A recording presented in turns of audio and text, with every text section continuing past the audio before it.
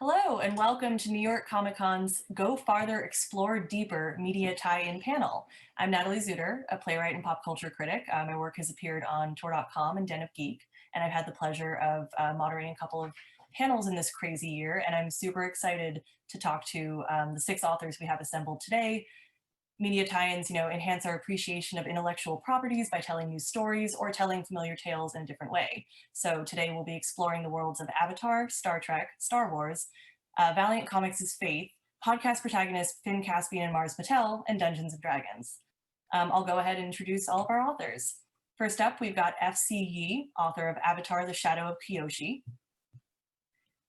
F.C. Yee is the author of New York Times best-selling young adult novels Avatar, The Rise of Kyoshi and Avatar, The Shadow of Kyoshi.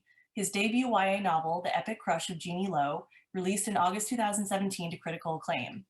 Outside of writing, he practices capoeira, a Brazilian form of martial arts, and has a day job mostly involving spreadsheets. Hi, FC. Hi, glad to be here. Next up, we've got Julie Murphy, author of Faith, Taking Flight. Julie Murphy lives in North Texas with her husband who loves her dog who adores her, and her cats who tolerate her. After several wonderful years in the library world, Julie now writes full-time. When she's not writing or reliving her reference desk glory days, she can be found watching made-for-TV movies, hunting for the perfect slice of cheese pizza, or planning her next great travel adventure. She's the author of young adult novels Puddin', Ramona Blue, Side Effects May Vary, and Dumplin', now a Netflix original film. She's also the author of a middle-grade novel, Dear Sweet Pea. Hey, Julie. Hello, I'm so excited to be here. Next up, we've got Jonathan Messenger, author of the Alien Adventures of Finn Caspianseries. Jonathan Messenger is an award-winning author and journalist and the creator of the Alien Adventures of Finn Caspian podcast and co-founder of Gen Z Media, a company devoted to producing high-quality podcasts for kids. He was a founding editor of Time Out Chicago, where he edited its book section, and then went on to be the web editor for Time Out Chicago Kids. He has been named one of the top 50 literary figures in Chicago 5 times by New City, and was named one of Chicago's top 30 under 30 by UR Chicago. His 2007 book of stories, Hiding Out, was named a Best Book of the Year by the Omaha World Herald and was an Alex Awards nominee.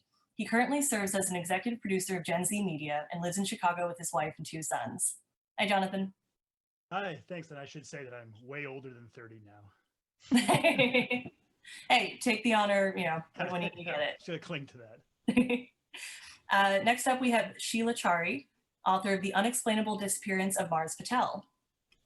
Sheela Chari is the author of The Unexplainable Disappearance of Mars Patel, based on the Peabody Award-winning mystery podcast. Her other novels include Finding Mighty, a Junior Library Guild selection and Children's Choice Award finalist, and Vanished, an Apollo Children's Literature Honor Book, Edgar finalist for Best Juvenile Mystery, and Al's Book Club pick on The Today Show. Sheela has degrees from Stanford University, Boston University, and New York University, where she received an MFA in fiction. She teaches fiction writing at Mercy College and lives with her family in New York. Hi, Sheela. Hi there. Next up, we've got Preeti Chhibber, author of A Jedi You Will Be. Preeti Chhibber has spent her life being a fan of being a fan. Hailing from Florida, she spent a decade working in children's publishing in New York before leaving to pursue writing full-time. She's written for Sci-Fi, Book Riot Comics, The Nerds of Color, and The Mary Sue, among others. Her short story, Girls Who Twirl and Other Dangers, was published in the anthology 1,000 Beginnings and Endings from HarperCollins in 2018. You can find her co-hosting the podcast Daisy Geek Girls and Strong Female Characters through Sci-Fi Wire. She's appeared on several panels at New York Comic Con, San Diego Comic Con, and on screen at the Sci-Fi Network. Honestly, you probably recognize her from one of several BuzzFeed Look at These Tweets Twitter lists. She usually spends her time reading a ridiculous amount of young adult, but is also ready to jump into most fandoms at a moment's notice. Hey, Preeti. Hi. And finally, we've got Matt Forbeck, author of Dungeons and Dragons, The Mad Mages Academy, and Endless Quest book. Matt Forbeck is an award-winning and New York Times bestselling author and game designer. He has over 30 novels and countless games published to date. His recent work includes Halo Bad Blood, the new Dungeons and Dragons Endless Quest books, Life is Strange, Welcome to Blackwell, the Star Wars Rogue One Jr. novel, Dungeonology, and the Marvel Encyclopedia, plus work on Assassin's Creed Origins, Ghost Recon Wildlands, and the Shotguns and Sorcery role-playing game based on his novels. Hi, Matt. Hey, thanks for having me here. Yeah, I'm so excited to talk to all of you guys about, media tie-ins and IP. And I guess the first question is for the group is, how you guys got involved with this kind of stuff, and then alternately, did any of you like have a background in like fan fiction, fandom, other transformative works? Anybody I'll wants to- start. Fan of being a fan. Yeah, I wrote, I 100% wrote fanfic when I was in high school and college and as a grown up. And it's a super fun community to be a part of. And I guess I got started because, I grew up on the internet and I spent all my time on the internet basically writing about stuff I like. And one of those things I liked a lot was Spider-Man. And so when Disney was looking for someone to write the Spider-Man Far From Home novel, my name got brought up and I was able to be like, look at all these Spider-Man things I've written, please hire me. And then they did. And here we are. So it's really fun. I feel like you just bring a lot of love to the project because you love the thing so much and people can tell that and they're excited because you're excited. Awesome. Well, I'll just say that I had no experience at all. Like I didn't know anything about what a podcast was. Like my adaptation was taking a podcast and turning it into a book. So I just felt like I learned so much about this this field and just how you do this whole process of listening to something and writing about it. And it was just a lot of fun. So I was a total newbie. Great. I was a total newbie too. I feel like I was talking to someone about this recently, but I feel like I really grew up kind of just obsessing over the things that all the other people who I wanted to be friends with or have crushes on were obsessing over. And so that was really sort of like my gateway drug to fandom. And it really took me a while to find the things that satisfied me as a fan. Like I thought like, oh, all these people I have crushes on are playing first shooter games. I should figure out what a first shooter game is and try that. But in reality, I didn't realize that like I could be a total fan or geek for like Anne of Green Gables and like all these other things that really like satisfied the fandom or the fan inside of me. So it took a little while, but really I'm going to be totally real here and say that like in my 20s, Twilight really unleashed that for me. Just, it is what it is. I remember, being like doing a lot of imagining myself in my favorite universes, and for whatever reason, I never put together the connection that like, oh yeah, I could actually try creating something in that universe till like very, very late in the game. But I like to think that the imaginary phase, helped fuel the actual creative phase. Oh, completely. I mean, how many of us like spent our lunch periods, playing Star Wars with our friends as kids? Of course. When I started out, when I was starting out, there was no such thing as fan fiction back then. So I started out doing tabletop role-playing games, mostly Dungeons and Dragons when I was a kid, and I got into doing it professionally when I was in college, and I went to work for Games Workshop for a while over in Nottingham. And eventually I realized that a lot of these game publishers were publishing novels as well. And I said, hey, I can do that for you too. If I'm already doing this game design, I already know all the lore in the background, all this kind of stuff. Why don't you hire me to write some novels too? That's how I broke in. When you are doing fanfic, whether it's fan fiction or some other kind of participatory thing, what it does is really it brings that work closer to you in a lot of ways, and it kind of levels the field a little bit. It makes you feel as a person who didn't create that thing, like as if you're sort of capable of creating something. It's very like empowering as a creative person, I think, to live so closely to whatever text it is or movie or what game or whatever it is. Definitely. And yeah, so to get in the mindset for the various properties you guys all write for, do you find that you have specific rituals, whether it's, watching or reading the source material or listening to it, or is it more a matter of, a themed writing playlist or some other way that you get yourself embedded into that world so that you feel like you can write about it?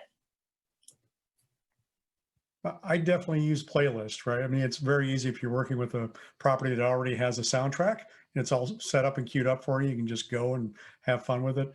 But often, if that doesn't happen or if that doesn't occur, you just embed yourself in the material as deeply as you can until you figure out a way that you can love it. If you already love it before you start, that's even better. but sometimes you'll be asked to do stuff that's just developing and hasn't actually been published yet. So you have to learn how to love that from a fresh point of view. And I think that's just part of being a fan, is figuring out how to do that so you can be as much of a fan as anybody's going to be reading your stuff. Another thing that I like doing is, besides reviewing the the source material and the IPs, just watching or reading a lot of other works in anything, because then you get cross pollination of ideas. I remember in preparation for writing Kyoshi, I watched a lot of old school kung fu movies where pretty much the main motivation is you killed my master, now I'm going to get revenge. And I watched John Wick a lot of it, and there are elements of that that go into it. So just opening the creative floodgates and on lots of different works, not necessarily just the one you're about to work in, can really help. Now that you mention it, I definitely get a very John Wick vibe from Kyoshi. We all just want to be Keanu in the end, I think. Yeah, that's true. That's true. I think I watched, so A Jedi You Will Be is basically the training sequence from Empire Strikes Back between Yoda and Luke. And so I watched those scenes probably like 100 times. just those scenes, because I was like, okay, I have to distill this into a picture book manuscript for like 5-year-olds. Yeah.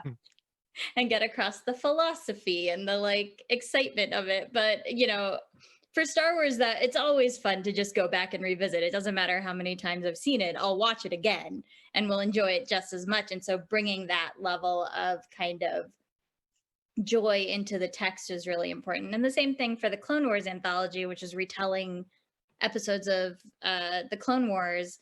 I picked an Anakin and Padme one because I'm a sucker for my disaster Jedi Anakin Skywalker. And so I just rewatched that episode over and over and got really sad about it, but then was able to like bring that to the text, which was really nice. Anakin's so tragic, Oh, my heart. Demise is really gets to me. So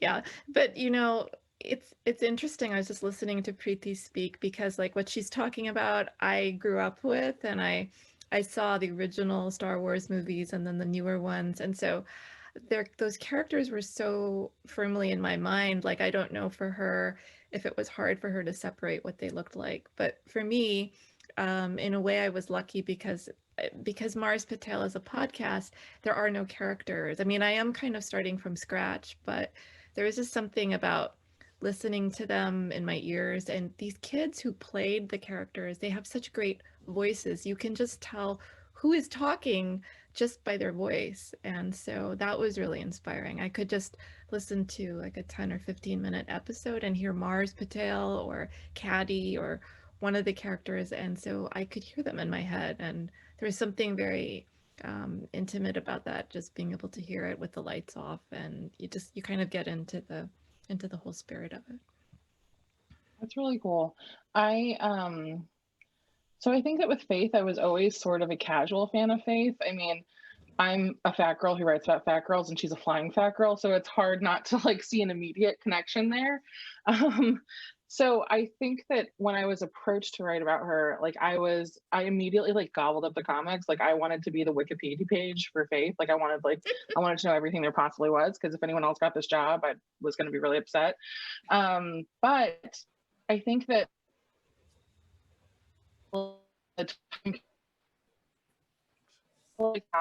disconnect to push aside the source material, because I wanted to make something that was going to be like interesting for me to write. Oh no, do I have bad internet? You froze for a sec, but you're back. Okay, good. I'm sorry. It said your connection is unstable very briefly. I'm sorry to the tech guys. This is like their worst nightmare, I'm sure.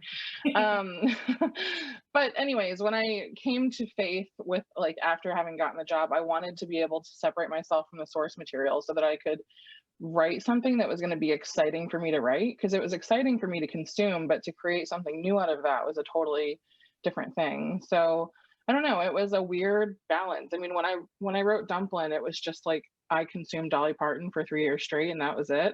And I love Dolly Parton still, but I've had to like take a break.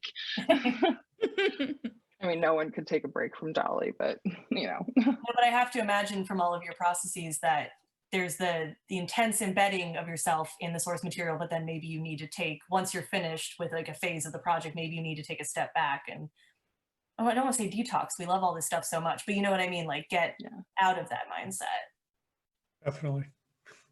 I wrote a couple editions, the Marvel Encyclopedia, and probably for a year after that, I didn't read comic books, right? Just there's only so much you can take at once. Much as you love it, right? It's like eating nothing but chocolate chip cookies all day. I mean, if it was the only thing you were eating, eventually you'd have to stop. Maybe not, you know. I was gonna say, Preeti, have you sworn off Star Wars, or are you still? Have I sworn off Star Wars? I know. Not in any world, not especially not in this world. Oh, that was good. Well, going back to podcasts, my question for Jonathan and Sheela touched on this a little bit, but is about like the experience of adapting, you know, completely like audio medium into print. And then Jonathan, in your case, you created the Finn Caspian podcast, right? Right, I did. So the original copyright holder is a jerk. Gave me a hard time. But you know, actually, like the premise of the podcast, what just occurred to me listening to everybody, the premise of the podcast is that these kids live on a space station and they get these robots, and the way the robots get their personalities is that they download kind of great works of children's literature onto the robot, and then the robot takes on that kind of characteristics from those books. And so I have two kids who I read with every night, and I've been steeped in children's literature as a fan and as a father for 11 years now. So a lot of that kind of has come out in the project. But in terms of going from audio to print, it's for me, it's been a lot different because I can't use my funny voice to convey emotions, you know, or sound effects and things like that. And so making sure that things that are being conveyed in the audio medium, the suspense, tension, humor, all that stuff, making sure that the rhythm of the way it's written on the page conveys that was a really fun and kind of interesting challenge. Sheela, did you find similar challenges with the rhythm and the cadence? Yeah. Well, what's interesting, you know, about a podcast is it's basically dialogue. It's like, you know, just straight dialogue, and the story is just told by what people say, and that's actually kind of brilliant, you know, that you can construct a story like that. But for a writer, it's like, well, what do you do with all this dialogue? How do you make it interesting to read on the paper? So, and also what I liked about Mars is it wasn't just dialogue, but it was just, you hear kids speaking, and the way they speak, I wanted to kind of capture that. Like, how do you hear kids speak when you're reading? So that was a big challenge. And I ended up using a lot of texting, and I have a 12-year-old who likes to text, so I would kind of bring her in and have her edit my texts because she told me that they were pretty bad at first. I had, you know, like she'd say, "Oh, nobody writes that much." Like, I had to learn to write shorter and think shorter, and there's like, you can be really funny in just 20 words or less. So I just had to learn how to do that, and that was a challenge, but it was great. It's a great like extra, you know, seal of approval. Yeah, she was like my first editor. So. Oh yeah, there you go. Speaking of format, Matt, you know, your D&D book is written as a choose your own adventure novel, and which in many ways, you know, emulates a typical D&D session. So how did you play with the form to like emulate the source material, but still write something that was, you know, unique than sitting around a table or over Zoom with a DM? Sure. Well, I had the advantage of there having been written something like 100 different Endless Quest books before I got to mine, right? There was a series that came out in the 80s and then one in the early 90s, and they hadn't done any for many, many years. So it was easy for me to just adopt the format. But essentially, it's basically taking Dungeons and Dragons and saying, these are your choices. This is what you have the options to do. And which way do you want to go? And for me, I like, you know, as a video game writer as well, I like to think of things as a quick iteration. So you fail quickly and you die terribly, and then you can jump right back in, right? So you don't get frustrated by the fact, oh, I've read all this far, and oh my God, I'm dead. You say, oh, okay, God, I got killed. You just go back to your bookmark forever the last pages and you go on, right? So the trick is that you have to make even the worst endings entertaining, right? Even if they're just terrible, terrible things are happening to you, you have to say, ooh, that was funny at least, right? And have people enjoy, having the 10-10 block drop on top of their head. And well, okay, next one, go over to the next branch instead. So it was good fun though. I enjoyed doing it. Yeah, I bet. No, they're always fun to read. It was definitely bringing me back to like middle school days of reading all of those. Julie, so you were saying how, if I'm correct, Faith is your first like genre book, in the superhero realm. But what experience or lessons did you bring from writing Dumplin' and other YA novels, contemporary YA novels, into a superhero origin story? Yeah, when we first started talking about like Faith conceptually and what we wanted the book to look like, I was very clear that like I'm excited to write all of like the hallmarks of a superhero novel, but I'm also very excited to write a coming of age story for the superhero. I think that for those who read Faith, they know her as like this very like optimistic, like cheerful, bubbly, like there's always a brighter side on the other end of all this type of character. And that's great. I'm not that person.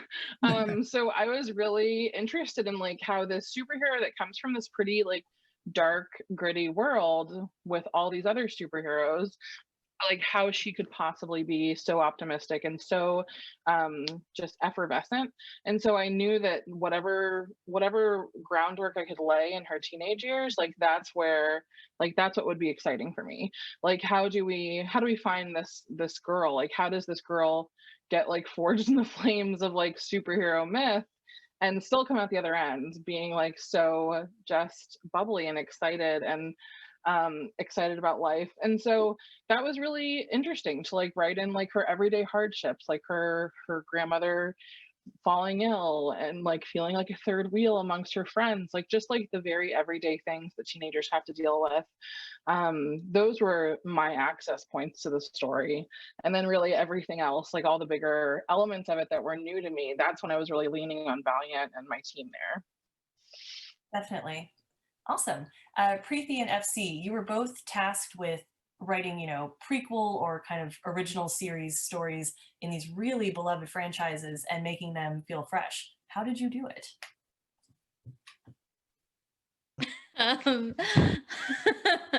I think part of what I hope I bring to the table is a very kind of relatable and current voice, I think is part of it. And so something that I really enjoyed doing across all of them, in addition to the Star Wars books, I have a Marvel Avengers Assembly book out also that came out in August, which is Kamala Khan, Miles Morales, and Dorian Green. And part of that was just like getting into the heads of these characters and just adding in what I think makes children's lit so special, which is involving a lot of that coming of ageness and a lot of that, like those social anxieties you feel as a kid. And so that was kind of what my goal was using these like very beloved characters to create learning opportunities, but like in a fun way, which sounds so trite and dorky, but it's true. No, it's awesome. One of the things, when you were just saying that, Preeti, it reminded me, one of the interesting things I think probably, I'm sorry, you know what, FC, you were supposed to talk. I'm sorry. No, Jonathan, feel free to jump in then. All I wanted to say is that what's really interesting is that when you adapt something like Sheela, you're adapting a podcast or you're adapting a movie or TV show that, those things tend to be kind of communal experiences that people kind of like share together and they laugh. They might listen to a podcast in the car with their family and they talk about it afterwards.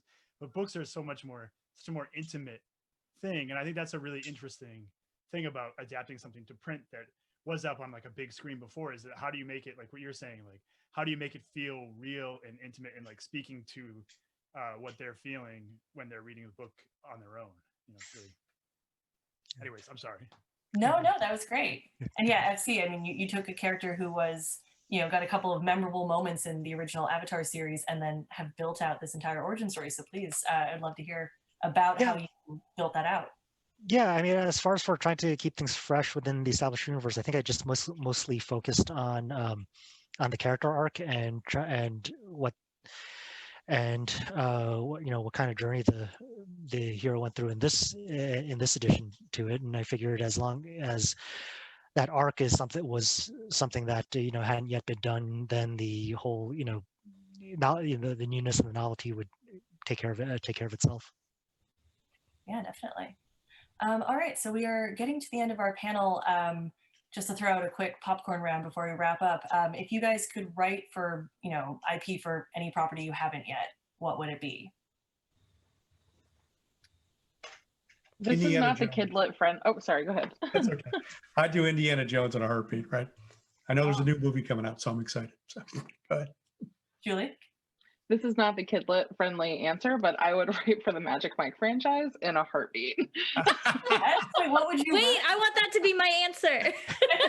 Sorry. There's a ton of guys. You each can write one of their origin stories. Okay. I've gone on record saying this before, but Star Wars, in the sense that I think George Lucas has a quote saying, "Star Wars is about family, not spaceships." I want to write about the spaceships, and I would do that. Yes. Anyone else? Oh, Jonathan, I think you might be muted. Oh, I was just gonna say that when I was a kid, I was obsessed with this one Marvel character called Speedball, who kind of disappeared. And they did some weird things with the character later, but I loved him. And if anybody's watching this panel, hit me up. I got some ideas. Sheila, any other IP that you would love to write for? I would love to write Star Wars and Avatar, and so I think there are plenty of people doing that. But those are the things that I've enjoyed a lot, especially the Avatar series. It's just so much fun. Yeah, It's got so much renewed interest right now. Plenty yeah. of stories left to be told. Yeah. Awesome. All right. Well, this has been such a fun talk, and I feel like we've covered a lot of ground in a short time. But before we go, why doesn't everybody say where people can find you online so they can, pre-order your books and hear your thoughts on, IPs that you're currently writing for or want to write for, whatever. So yeah, if you just want to go around or I guess I'll say people's names to make it faster. But ST, where can people find you? They can find me on Twitter and Instagram at Ye Book Author. It's just my last name, Book Author, smushed together as one word. I'm not hugely active. It's mostly pictures of foster kittens, but yeah. Awesome. Julie? You can find me at and I'm Julie on just about every social media platform. I am forever stuck with my teenage handle on every platform, but my website is juliemurphywrites.com. Awesome. Jonathan? So Finn Caspian on Twitter, Instagram, and finncaspian.com. And I'm Johnny Mess, JONNYMESS on all those things as well. Awesome. Sheila, sorry.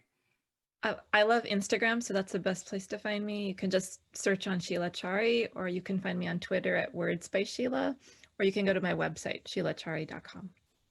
Great. Preeti? I'm on Twitter and Instagram, Run with Skizzers, SKIZZERS, because also teenager when I signed up for it, and not when I signed up for Twitter. And my website, preetichhibber.com. Awesome. And Matt? You can find me at forbeck.com, FORBECK, and also on Twitter at mforbeck, and on Instagram and wherever else you want to look for me.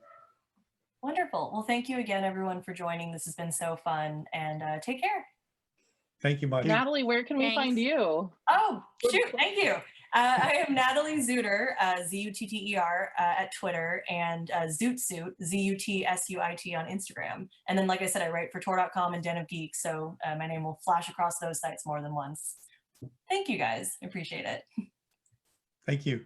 Thank you. Much.